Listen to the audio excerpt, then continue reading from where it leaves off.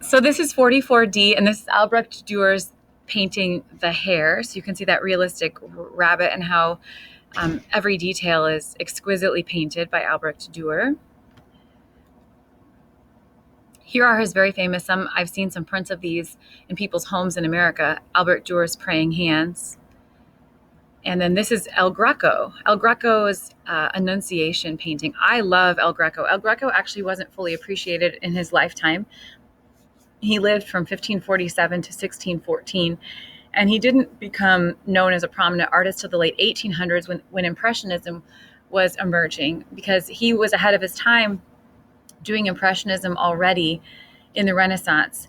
He was a Greek. El Greco is Spanish for the Greek. He settled in Spain, and Spain claims him as their painter.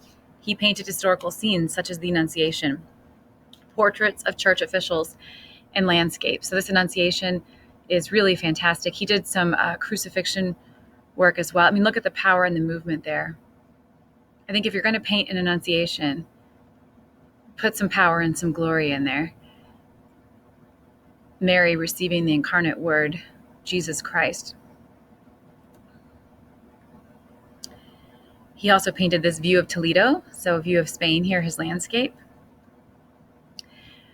Pieter Bruegel, so he paints from and draws from 1525 to 1569, and he does landscape scenes of peasant life, exposing human weaknesses and follies. He's sometimes called Peasant Bruegel. He does work such as the Peasant Wedding Feast, The Harvesters, Pieter Bruegel, A Country Wedding, Children's Games. How did the Renaissance in Northern Europe differ from that of Italy? Northern Europe had more of the Christian humanists. Now we're going to talk about the Reformation. So we have concluded our official Renaissance talk and now moving on to Reformation. So there you have Martin Luther. Here I stand, I can do no other. To go against conscience is neither right nor safe. The Reformation. Sola Scriptura. The word of God cuts like a sword. Famous quote from Martin Luther. So to begin, we're going to talk about Roman numeral 1, the condition of the church, 1400 to 1517 specifically, the 100 years leading right up to Martin Luther's nailing of the 95 Theses.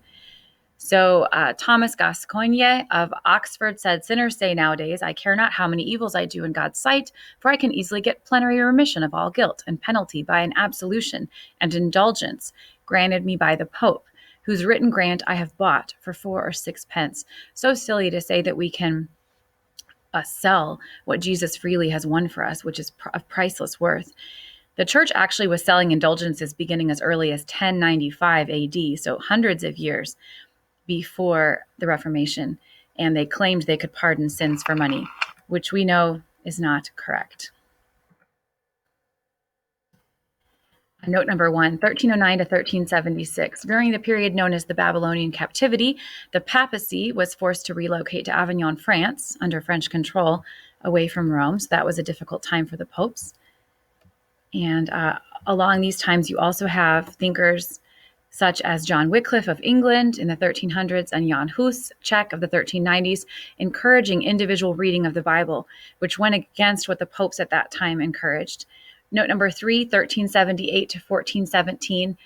In the Great Schism, there were rival papacies in Avignon and Rome. So where is the power of the church going to be? 4, Girolamo Savonarola gained popularity in Florence for attacking secularism and corruption of the church and attacking Pope Alexander VI in the 1480s. Savonarola. And he says, popes and prelates speak against pride and ambition, and they are plunged into it up to their ears. He also said, the pope is no longer a Christian. He is an infidel, a heretic, and as such has ceased to be pope. Bold statement there. Johann Tetzel, there's a painting of him, early 1500s. He's a famous friar who sold indulgences throughout Germany, just really ramped up the business. And as soon as a coin in the coffer rings, the soul from purgatory springs. You know that Luther spoke against Tetzel's robbing widows of their money that they needed to eat. The church raised money to build St. Peter's beginning in 1506 and to defend against Ottoman